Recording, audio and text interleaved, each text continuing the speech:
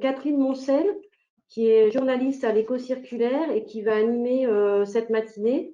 Donc, Catherine, je vous cède la parole. Alors, bonjour à tous. Merci beaucoup. Je suis ravie d'intégrer ces échanges jusqu'à 11 heures. On va essayer de tenir le temps. Peut-être pour resituer, en tout cas pour remettre dans un contexte plus global, parce qu'on parle depuis le début d'économie circulaire, d'achat circulaire, mais savoir de quoi on parle exactement, des enjeux. Donc, je voulais remettre un petit peu une approche un peu plus globale sur cette économie circulaire, qui est une notion qui a émergé il y a 20 ans quand même, qui a été inspirée par la théorie du cradle to cradle, développée par un chimiste allemand, bon, ça c'est à l'origine, hein, Michael Braungart, et un architecte américain, William McDonough. Et rapidement, la réglementation européenne s'est emparée du concept pour agir sur la gestion des déchets et leur recyclage. C'est un moyen visible pour préserver les ressources, ça c'est sûr, mais insuffisant pour s'attaquer aux vrais problèmes. Car d'un point de vue économique, rien ne change. Finalement, on a beau recycler, on produit et on consomme toujours autant. L'économie linéaire subsiste et donc ce schéma ne fonctionne plus aujourd'hui. Pourquoi? Parce qu'il est emblématique d'une société qui extrait, qui fabrique, qui consomme et qui jette. Et qui devient donc responsable de l'épuisement des ressources, de la dégradation des écosystèmes, des pollutions diverses et du dérèglement climatique. À titre d'exemple, pour recentrer sur l'Île-de-France, chaque habitant consomme environ 20 tonnes de matière par an, soit un peu plus que la moyenne nationale qui est de 18 tonnes. Les enjeux sont donc considérables pour ce territoire, puisque 80% des ressources consommées proviennent de l'extérieur, pour moitié d'autres régions françaises, pour l'autre de l'étranger. Ces chiffres sont mentionnés d'ailleurs dans le rapport de la SREC, qui est la stratégie régionale sur l'économie circulaire qui a été approuvée en septembre 2020 par la région Île-de-France. Les scientifiques ont tiré plusieurs sonnettes d'alarme sur l'état de la planète, les dangers encourus à continuer de vivre ainsi. Et face à ces signaux forts, certains estiment qu'il faut malgré tout faire marche arrière et emprunter le chemin de la décroissance.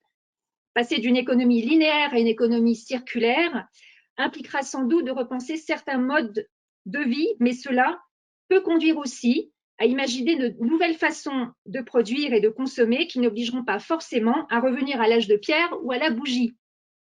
L'économie circulaire permet en réalité de réfléchir à des solutions plus respectueuses de l'environnement, mais aussi au bien-être humain avec la création d'emplois, de modes de vie plus qualitatifs.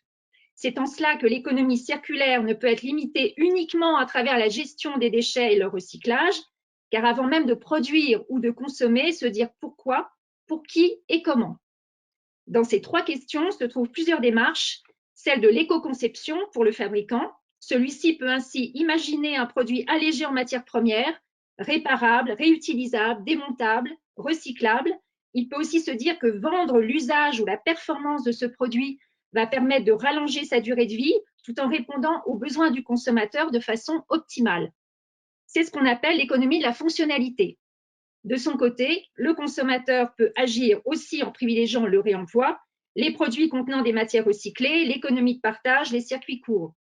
Enfin, à l'échelle d'une communauté, cette économie circulaire peut se traduire par des interactions, des synergies entre industriels, collectivités, filières agricoles, dans lesquelles les déchets des uns peuvent devenir des ressources pour d'autres. Cela porte aussi un nom, l'écologie industrielle et territoriale. Cette démarche s'applique aussi bien pour des matières que pour de l'énergie et des services. Pour synthétiser toutes ces notions qui peuvent encore aujourd'hui paraître abstraites, je vous propose une courte vidéo qui explique de manière ludique les enjeux de l'économie circulaire et les solutions pour la déployer.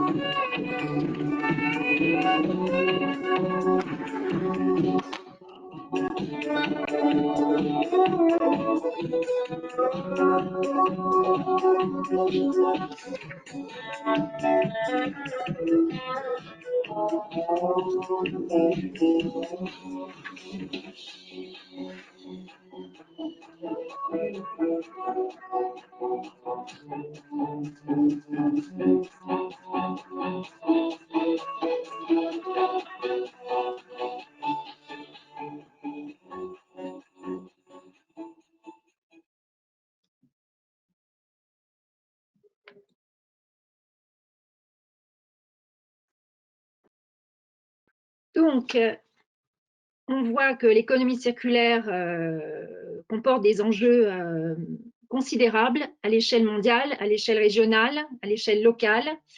Qu'est-ce qui pousse l'économie circulaire dans ces territoires? C'est aussi le cadre réglementaire. En quelques années, cette notion est venue enrichir de nombreux textes de loi, aussi bien à l'échelle européenne qu'au niveau français. On pense évidemment à la loi AGEC, anti-gaspillage pour une économie circulaire, promulguée il y a un peu plus d'1 an. Mais pas seulement. Mario Livotto, qui va intervenir dans les quelques secondes à suivre. Vous êtes chef du bureau de la transformation des organisations et des modèles d'affaires au ministère de la Transition écologique. Dites-nous tout sur cette évolution réglementaire, à la fois au niveau français, évidemment, mais peut-être de façon plus large au niveau européen, les enjeux que cela comporte.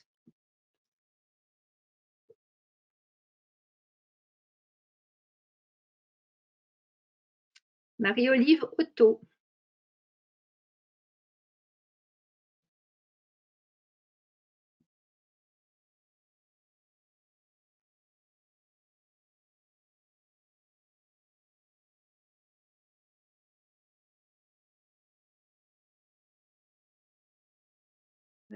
Alors, on est en train de chercher Madame Olivoto qu'on avait tout à l'heure. Elle est passée quand, Marie? Oui. Ah oui.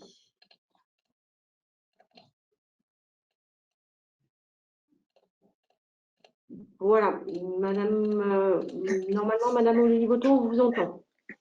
Bonjour, vous m'entendez? Oui. Bonjour. Très bien.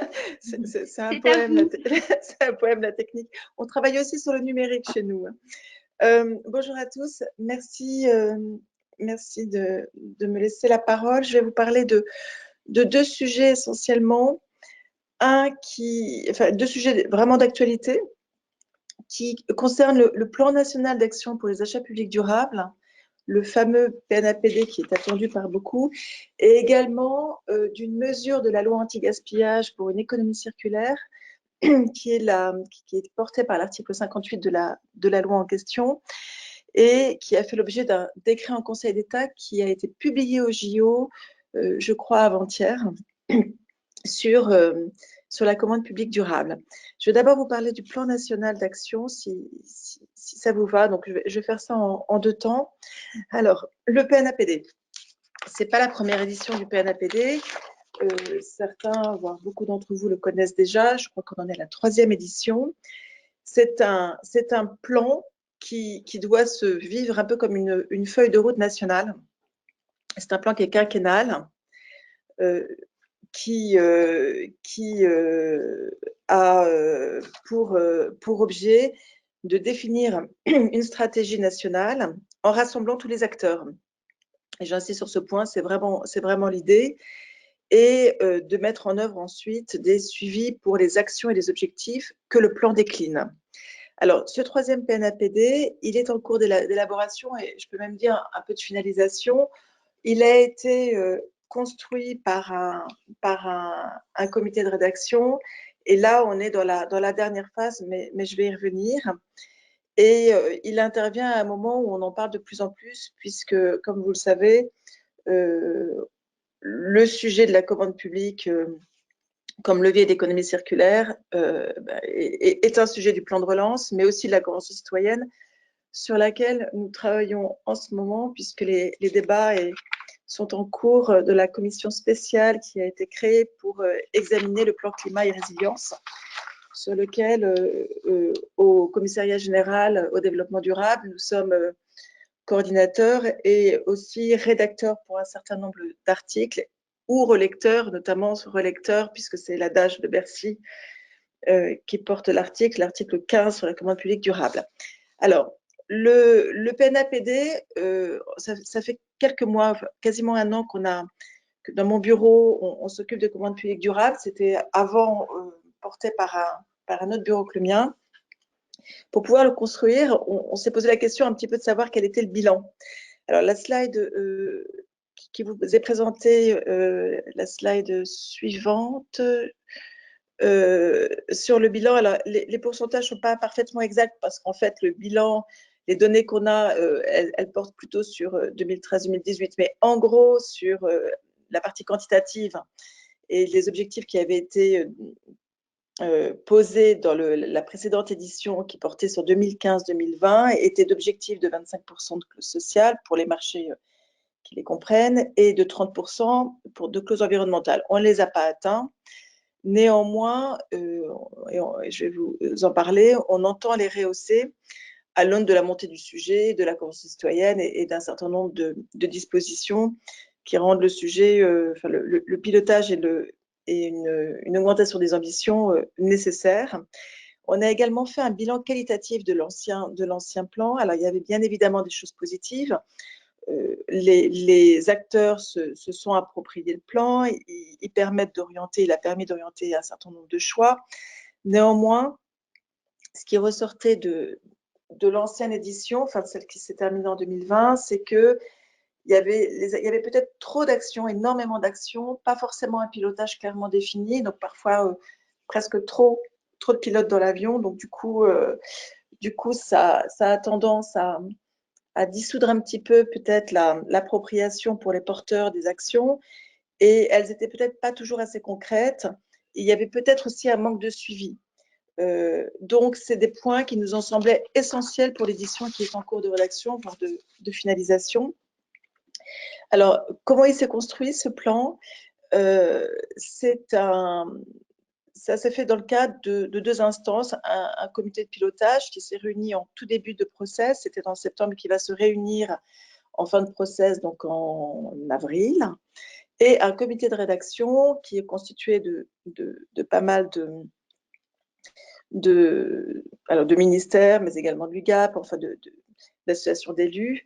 Et c'est ce comité de rédaction qui s'est réuni, je crois, 5 fois de mémoire, et qui a rédigé, alors c'est nous qui avions la plume in fine, mais qui a réfléchi sur les objectifs du plan et les actions déclinées à l'intérieur des objectifs. Il a été rédigé entre septembre et février, et nous allons amorcer une autre phase de concertation. Il est en relecture, et la nouvelle phase de concertation nous permettra d'associer les fédérations professionnelles, les associations, avec notamment une consultation en ligne qui sera donc en ligne sur le ministère de l'Environnement et qui devrait être en ligne le 22 mars. Et en parallèle, on va écrire à un certain nombre de parties prenantes pour leur proposer une réunion qui devrait se situer, je crois, tout début avril, pour discuter de ce plan. On imagine ensuite un dispositif de lancement avec la ministre, mais on n'avance pas à pas sur ce sujet. Alors, ces principaux objectifs sont les suivants. Une consolidation des réseaux, alors du réseau ou des réseaux, parce qu'on a l'inter-réseau du développement durable qui constitue de plein d'autres réseaux. Donc, il nous semble très important de le consolider, d'en assurer une couverture nationale. C'est eux qui connaissent le terrain, c'est eux qui sont un relais essentiel pour nous. On est peu nombreux au commissariat général à travailler sur le sujet, et avoir développé les contacts avec eux, c'est essentiel, et c'est ce qu'on essaie de faire de plus en plus. La question de la sensibilisation des acteurs, y compris des décideurs, est très importante. On a décliné des actions dans le plan sur le sujet. Comment embarquer avec nous les décideurs? les questions de communication et d'échange, de bonnes pratiques. Il y a une plateforme aujourd'hui qui existe, la plateforme Rapide. Elle n'est pas très facile parfois, je trouve, d'utilisation. En tout cas, là, on pourrait probablement l'améliorer, mais en attendant, c'est un outil qui est utilisé par beaucoup d'acheteurs. Il faut qu'on surfe là-dessus, qu'on améliore l'outil, qu'on en fasse un vrai outil de discussion, d'échange de bonnes pratiques, sur lequel on pourra déposer le maximum d'éléments pour aider les acheteurs. Et la question de la formation fait partie des grands objectifs du futur plan. Voilà, on a augmenté les objectifs quantitatifs du plan, donc sur la partie considération environnementale et sociale. On a également, je crois que c'est le dernier objectif du plan, mis l'accent sur l'importance d'une gouvernance du plan. C'est-à-dire qu'il ne s'agit pas de le figer 21-25, mais de se dire chaque année, on réunit un comité de suivi, on regarde ce qui fonctionne moins, on rend compte. Voilà, il y a ce besoin-là d'indicateurs et de suivi qui nous semble important de mener. Donc, la personne dans mon bureau qui sera en charge de ça, qui j'espère nous rejoindra bientôt, aura à cœur d'animer. Il y a beaucoup des actions fléchées dans le plan national qui sont fléchées chez nous, donc portées par le CGDD. Donc, ne pas hésiter à venir vers nous. Voilà, alors c'est un sujet, le plan qui s'articule évidemment avec d'autres travaux du CGDD. Il y a un guide sur la politique d'achat public zéro déforestation qui a été élaboré par nous et qui est également en ligne sur le site du ministère et qui a été lancé à l'occasion par Bérengère Abba en novembre. Et on vous a mis le lien. C'est un sujet très porté en plus par Bérengère Abba. Devrait être adossé, mais j'en parle de manière encore un peu anecdotique parce que les choses ne sont pas totalement crantées, une fiche sur être acheteur et s'engager dans une démarche d'achat public durable. Le titre, l'intitulé va probablement évoluer. L'idée, c'est aussi d'insérer la question soulevée par les citoyens dans le cadre de la Convention citoyenne sur le climat, la question des circuits courts. Donc, c'est un prisme très alimentaire. Et comme on s'est rendu compte en l'élaborant, cette fiche, nous, au CGDD, que finalement, moins spécialistes que des gens qui se trouveraient à l'ADAGE, à l'ADAE ou à l'agriculture, ça nous a permis aussi de recenser un certain nombre de liens et de choses existantes ailleurs et de permettre aux uns et aux autres, pour se renseigner sur les différents sujets liés au circuit court, d'aller piocher là où il faut l'information. Donc, ça devrait être adossé, cette fiche, au PNAPD. Voilà. Et puis, évidemment, élément de contexte très important, l'examen, alors je ne sais pas, ce sera probablement aujourd'hui ou demain, en commission, de l'article 15 du projet de loi Climat et résilience sur la commande publique durable. Je sais que le démarrage en commission a été assez lent, beaucoup de temps passé sur l'article 1er notamment, mais ça devrait aller un peu plus vite. Et on est en plein dedans, en fait, et c'est porté par l'ADAGE Bercy, par Flora, avec laquelle on travaille de plus en plus sur ces sujets-là. Voilà pour ce qui est donc du plan national. On peut espérer une publication, un lancement de ce plan national en avril. Enfin, c'est ce que je souhaite, c'est l'objectif. Voilà pour le premier pan de mon intervention. Sur le second point concerne aussi un sujet d'actualité. C'est l'article 58 de la loi AGEC. La loi AGEC, c'est la loi anti-gaspillage pour une économie circulaire. Il a mis un petit peu de temps à être publié, mais moi, on l'a surveillé comme le lait sur le feu. Et c'est Flora qui est présente aujourd'hui qui moi, m'a dit qu'il était bien publié. Et effectivement, il est publié au JO depuis quelques jours. Alors, son dispositif général, donc c'est une mesure portée par une loi et qui a fait l'objet d'un décret en Conseil d'État. Donc, c'est une obligation qui est nouvelle et qui a pour objectif que les acheteurs de l'État, collectivités territoriales et leurs groupements acquièrent des biens issus du réemploi ou de la réutilisation comportant des matières recyclées, dans des proportions qui oscillent entre 20 et 100% selon les catégories de produits. Alors, elle a fait l'objet d'un décret d'application. Dans ma slide, il y a écrit « en cours de signature », il est signé. Et l'idée, bien sûr, derrière, c'est de faire de la commande publique un levier d'économie circulaire, c'est-à-dire que que le public et le privé se rejoignent, que l'un et l'autre fassent levier de l'autre pour qu'on accélère le mouvement vers une économie plus résiliente et plus circulaire. Alors, ce dispositif, il a vocation à être évalué.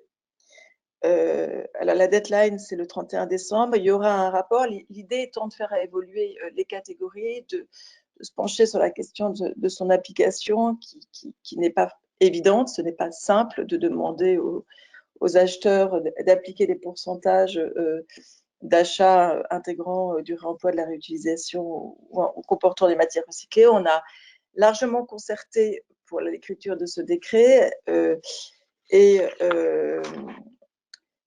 voilà pour sa présentation générale. Alors, l'obligation, le champ d'application, je vous l'ai donné, ce sont les acheteurs de l'État, collectivités et groupements, ce qui exclut les établissements publics. Et ce décret concerne uniquement les marchés de fourniture. L'objectif d'achat dont je vous parlais, les 20 à 100%, c'est un objectif qui est exprimé en pourcentage d'un montant total hors taxe de dépenses consacrées à l'achat de produits ou catégories de produits. Dans le décret qui a été publié, on a en annexe, l'annexe faisant partie intégrante du décret, d'un décret en Conseil d'État, on a un tableau qui liste les produits concernés avec des taux réutilisés, réemployés, recyclés, dont un pourcentage, par exemple, de réutilisés ou de recyclés. Son entrée en vigueur, alors il vient d'être publié, mais c'était une obligation qui était fixée pour janvier 2021. L'idée étant évidemment que les marchés pour lesquels la consultation aurait été engagée avant la date de publication, eh bien, ils seraient exclus du décompte de la dite dépense pour ne pas handicaper ces marchés-là et pour faciliter la lisibilité de tout dispositif qui est assez complexe. Voilà. Alors, ce décret, la semaine prochaine, il s'accompagne d'une notice qui se veut la plus pratico-pratique, la plus simple possible, qui explique la manière, c'est un outil d'accompagnement du décret, comment j'utilise, comment je lis le décret, des définitions importantes, le champ des marchés, les produits concernés par l'obligation, enfin, une notice qui doit faire 8-10 pages et qui permettra aux acheteurs de s'approprier cette obligation un peu plus facilement que s'ils n'avaient que le décret. Il est à la relecture chez nous, cette notice est à la relecture chez nous au niveau cabinet ministre, et je pense que la semaine prochaine, on enverra le plus largement possible à toutes nos parties prenantes, nos contacts, et le décret et cette notice explicative de son utilisation. Alors, cette notice comprend les définitions liées au réemploi, à la réutilisation, parce que ce sont des notions qui sont clairement définies dans le Code de l'environnement.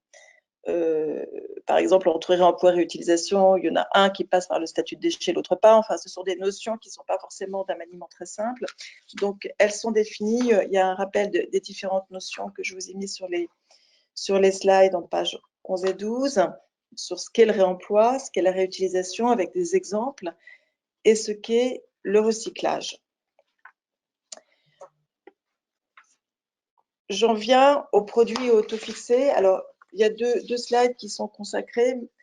J'imagine qu'on vous les transmettra, ces slides, ensuite. Je ne vais peut-être pas reprendre un à un toutes les lignes. Mais... Madame oui. Olivoto, excusez-moi, oui. Donc là, le temps, effectivement, votre présentation arrive à son terme, parce que c'est vrai qu'on ne veut pas trop déborder. Est-ce que vous pouvez peut-être conclure et puis peut-être revenir après s'il y a des questions dans ces cas-là? Je conclue sur le... Voilà, il y a deux slides ensuite sur les fameux produits couverts par l'obligation. et dont la lecture normalement se veut la plus simple, avec les objectifs qui sont crantés, avec des pourcentages, dont une partie parfois de produits réutilisés et réemployés. Voilà, de toute façon, j'en avais terminé. Il y a une dernière slide sur un exemple un petit peu concret d'explication de la manière dont une clé de lecture des objectifs qui sont fixés. Et j'en ai terminé. Excusez-moi d'avoir un peu débordé. Mais c'est pas Merci à grave, tous. merci beaucoup. C'est l'actualité aussi qui l'exige, puisque effectivement ce décret est arrivé à point nommé, on peut dire ça. Donc c'est en même temps très intéressant d'avoir cette actualité-là. Et puis peut-être que des questions vont venir par la suite pour en savoir un petit peu plus. En tout cas, on voit que ça bouge, en tout cas, et que la France, on va dire, peut-être rattrape son retard. En tout cas, elle se met vraiment dans le train avec toute l'Europe, hein, puisque c'est aussi une obligation au niveau européen dans le plan d'action en faveur de l'économie circulaire. Donc, pour recentrer peut-être sur la partie Île-de-France, en tout cas, ce qui nous concerne aujourd'hui, on sait que les achats de la région représentent à peu près 1 milliard d'euros par an dans différents secteurs, hein, que ce soit la construction, la formation professionnelle, l'informatique, etc. Donc, il s'agit d'un énorme levier pour booster l'économie circulaire. Alors, donc là, je vais faire appel à Flora Vigreux, qui est adjointe au chef du bureau économie, statistique et technique de l'achat public, direction des affaires juridiques au ministère de l'économie, des finances et de la relance. Donc, Flora Vigreux, avant d'être rattachée à la DAGE il y a plus de 15 ans, vous avez été vous-même acheteuse dans l'administration publique. Vous êtes dès cette époque intéressée à l'économie circulaire. Est-ce que vous pouvez nous raconter en quelques mots votre expérience à ce sujet? Merci.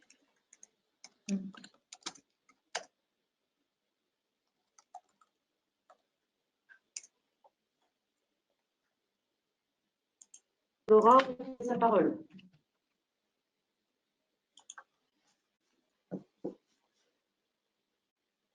Ah, il y a un problème. Flora nous entend?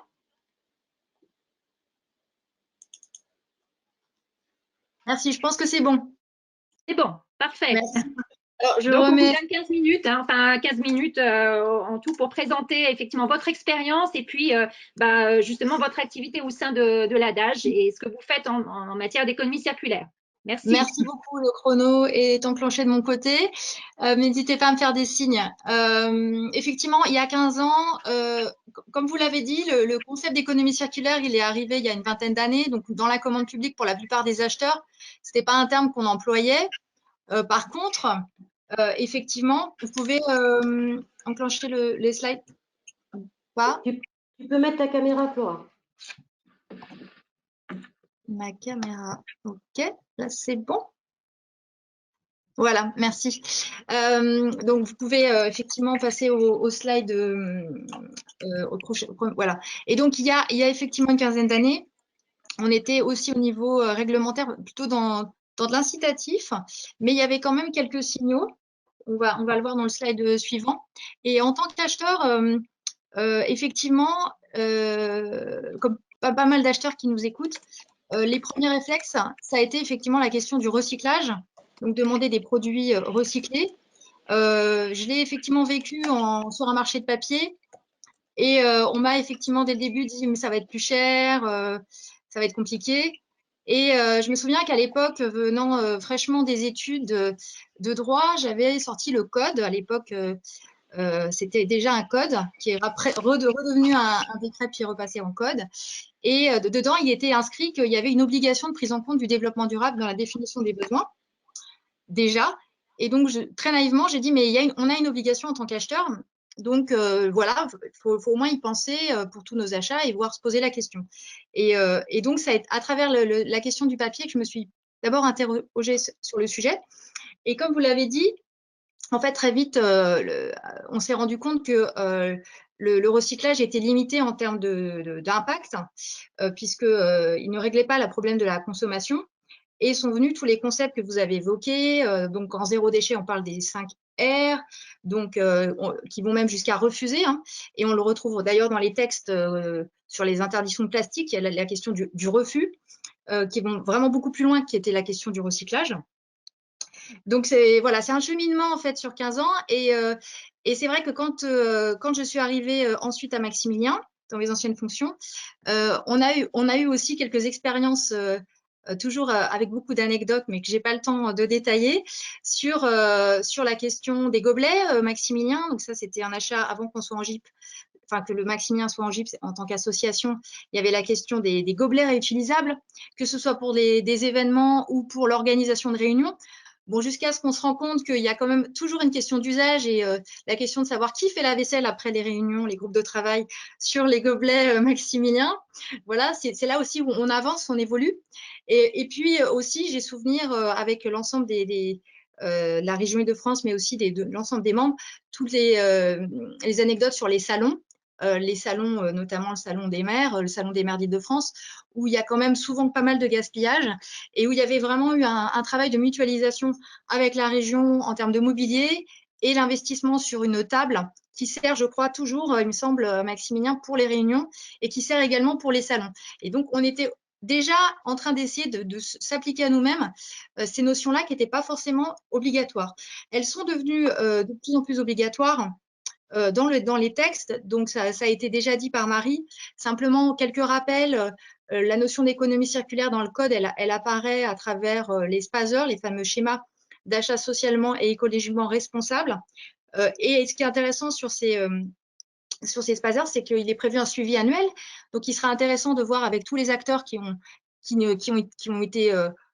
l'expérience de ces schémas, qui sont obligatoires que pour des acheteurs ayant un certain montant, hein, c'est 100 millions d'euros d'achat annuel, mais les autres peuvent le faire, de voir un petit peu comment ils se sont justement appropriés cette économie circulaire et quel est le suivi qu'ils font sur ces sujets-là. Donc ça, ce sera vraiment intéressant en termes pratiques. Et puis, on a également tout un ensemble d'obligations que vous avez évoquées, qui ne sont pas que dans la loi AGEC. Vous avez notamment en restauration collective la loi Egalim, avec des interdictions sur le plastique, sur les contenants. Donc, il faudra bien surveiller puisqu'il y a des échéances annuelles différentes. Et puis, même avant la loi AGEC, vous aviez déjà en 2015 des obligations de réemploi sur les chantiers, sur tout ce qui était marché de travaux. Donc, on a eu quand même une montée en puissance progressive d'obligations sectorielles que vient vraiment confirmer l'article 58. Et c'est vrai que pour les acheteurs, il va y avoir vraiment un enjeu de voir s'ils ont déjà un vécu sur cette économie circulaire, comment ils vont pouvoir s'approprier l'article 58. S'ils n'ont pas de vécu, comment ils pourraient être aidés par les réseaux justement pour pouvoir monter rapidement en puissance, parce qu'effectivement, il y a des enjeux d'urgence, vous l'avez évoqué, pour tous les acteurs sur ces questions d'économie circulaire et questions climatiques. Et donc, je ne reviens pas sur la Convention climat qui a été évoquée à l'instant par Marie, qui est effectivement actuellement en discussion. Le seul point, je dirais juste, c'est que dans cette Convention climat et dans les textes, il y aura forcément des obligations, et c'est l'engagement du président de la République, en matière environnementale. Et il faut vous dire que du coup, ce décret AGEC, il est aussi un levier pour répondre. Enfin, tout ça va s'imbriquer, même si ça peut paraître un petit peu dense. L'enjeu est justement que l'acheteur puisse voir le lien entre tous ces textes et puisse répondre à différentes obligations grâce à tous ces textes, les principes et les obligations sectorielles. On peut peut-être passer au slide. Alors merci pour cette introduction, justement, fort de cette expérience. Est-ce que j'imagine que l'économie vous sert dans votre fonction aujourd'hui et donc comment abordez-vous concrètement justement cette transition vers une économie plus circulaire au sein de la DAGE?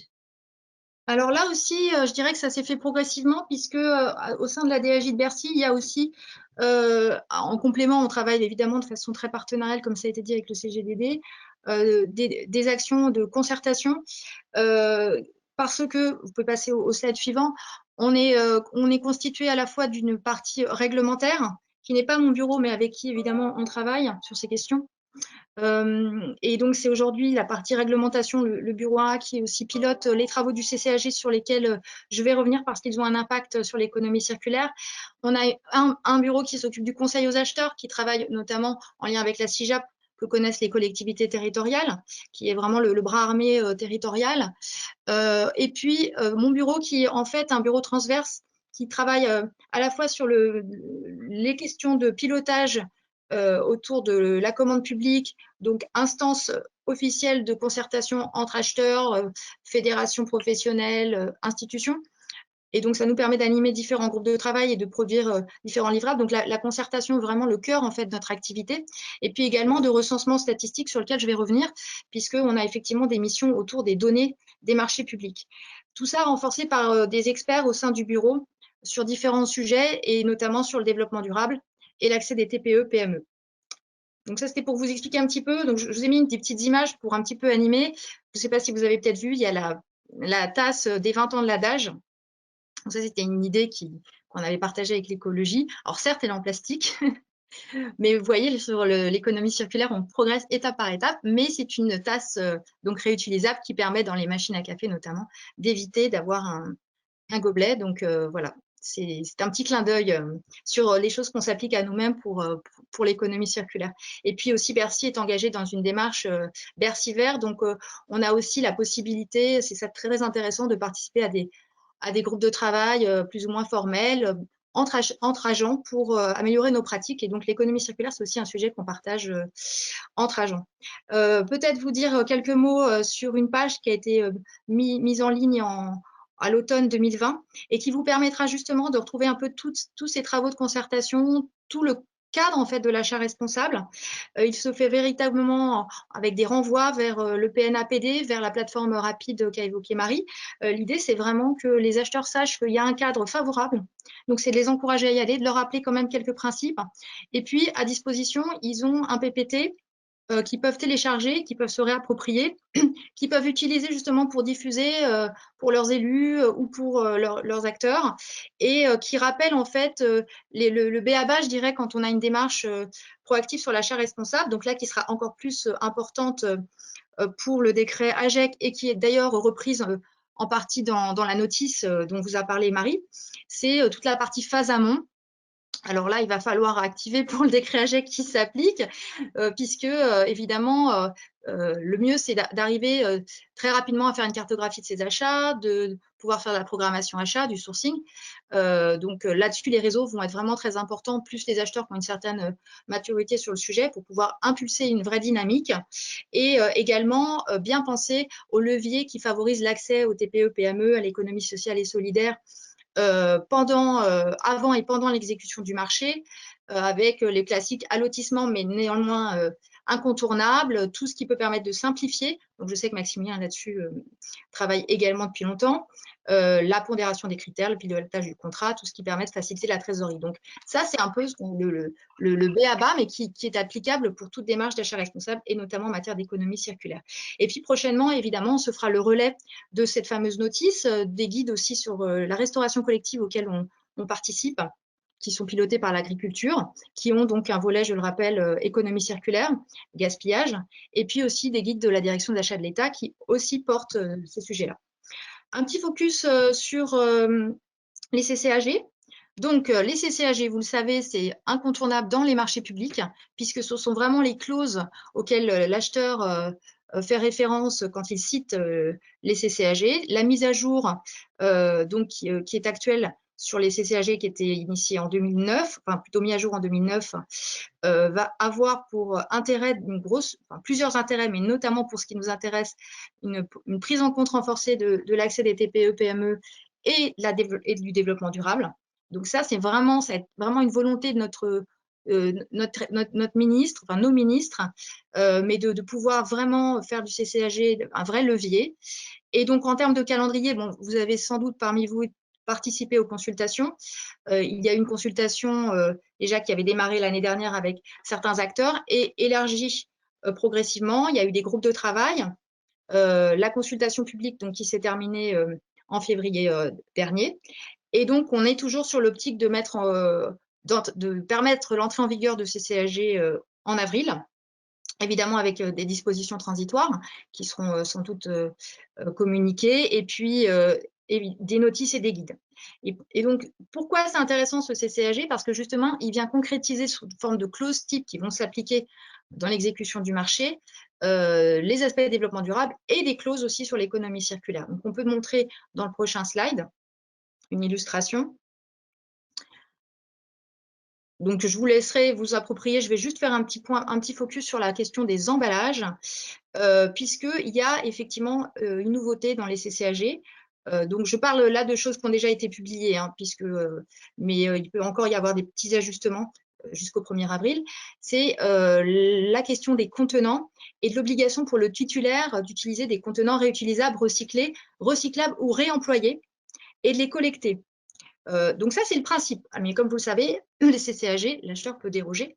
Donc c'est un point de vigilance parce que quand même, ça veut dire que si vous ne dites rien, que vous faites référence au CCAG, le titulaire sera tenu quand même de respecter cet engagement. Donc c'est pas sans impact. Et puis il y a aussi une partie incitative avec des formulations qui visent plutôt à privilégier le vrac, à inciter à réduire les quantités. Donc, on a aussi un CCAG qui est modulé en fonction aussi de ce qui est remonté dans les concertations en termes de degrés de jusqu'où on peut aller. Après, à vous, justement, en fonction du marché, de votre expérience, voilà, d'aller plus loin ou pas en termes d'obligations. Et là, ce sera intéressant de voir dans vos clauses types, pour le coup, pour Maximilien et pour d'autres, comment vous allez vous approprier justement ces clauses de CCAG. Voilà une petite illustration. Peut-être faire un petit focus. Alors, rapidement, Flora, s'il vous plaît. Il me reste 2 minutes. Hein. D'accord, c'est bon. Ça va aller. Donc, 1 minute pour le guide aspects sociaux. Pour vous dire que ce guide, auquel d'ailleurs Maximilien a été associé des acheteurs des fédérations professionnelles, est en cours de refonte afin de pouvoir le publier, on espère, avant l'été.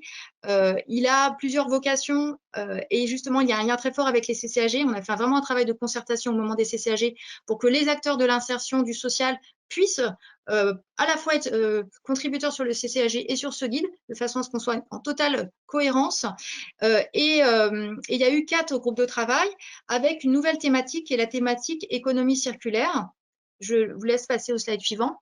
Et là, je pense que c'est intéressant pour tous ceux qui nous écoutent, notamment pour Maximilien qui a aussi l'Observatoire des clauses sociales, c'est de faire le lien entre social et environnemental, parce que l'économie circulaire est souvent présentée sur le prisme environnemental, et c'est un véritable levier pour les acteurs de l'économie sociale et solidaire. Il y a des enjeux aussi pour l'innovation. Donc, on le remet dans la notice AGEC, on le remet partout. L'économie circulaire, c'est vraiment un sujet transverse qui peut porter des sujets d'insertion, d'égalité femmes-hommes, d'innovation. Donc, on vous redit qu'il y a une expérimentation et qu'il ne faut pas hésiter à l'utiliser en dessous de 100 000 €, puisqu'elle va se terminer quand même d'ici quelques mois. Donc, allez-y. Je vous ai donné quelques images. On a quand même beaucoup d'innovations possibles en termes d'économie circulaire. Enfin, pour le suivi statistique, hein, donc là, c'est la partie recensement. Donc, comme beaucoup d'entre vous le savent, vous devez plutôt déclarer chaque année vos marchés notifiés à partir de 90 000 €, principalement par l'outil EDREAP, mais il y a d'autres outils. Et on a aussi au sein de notre bureau le pilotage de la convergence des données de recensement, qui sont les données qui comportent à la fois les montants de marché, l'accès des TPE-PME, ce qu'a expliqué Marie sur les marchés incluant des clauses sociales et environnementales, c'est nous qui le suivons. Et ça va converger avec le dispositif actuel d'Open Data, qui est aussi suivi par Maximilien, la publication des données essentielles. Donc là, il y a vraiment des enjeux de simplification. Et en même temps, à travers le décret AGEC, on nous a aussi donné comme mission de faire le suivi statistique du décret AGEC. Donc là, je peux vous en parler puisque le décret vient d'être publié. On va être en charge de la collecte annuelle de vos dépenses consacrées à l'achat de produits ou catégories de produits listés dans le décret. Évidemment, comme l'a dit Marie, ce n'est pas tout à fait évident, même pour nous, puisque ce n'est pas tout à fait le travail de recensement qu'on fait d'habitude, donc ça ne passera pas par le dispositif classique de recensement. Et les modalités seront prévues par arrêté. Et donc là, j'en profite de faire un petit appel en disant que nous, on sera très intéressés pour avoir des retours terrain de façon à ce que cet arrêté soit le plus en phase possible avec vos réalités. On a déjà une idée un petit peu de ce qu'on va faire. On va faire quelque chose de très simple, je pense, par rapport qui soit appropriable par le maximum d'acheteurs. Sans doute un tableur, mais ça, je ne peux pas encore vous dire. Simplement, voilà, il pourrait être intéressant de voir un petit peu, vous, comment ça se passe et comment vous allez pouvoir faire remonter. Donc ça se fera évidemment à la fin de l'année pour les nouveaux marchés. Mais évidemment, il est important de se poser les questions dès maintenant. Voilà, je vous remercie. Je suis à disposition pour toutes vos questions. Et je salue évidemment tous ceux qui nous écoutent et l'équipe Maximilien avec qui j'ai eu la chance de travailler.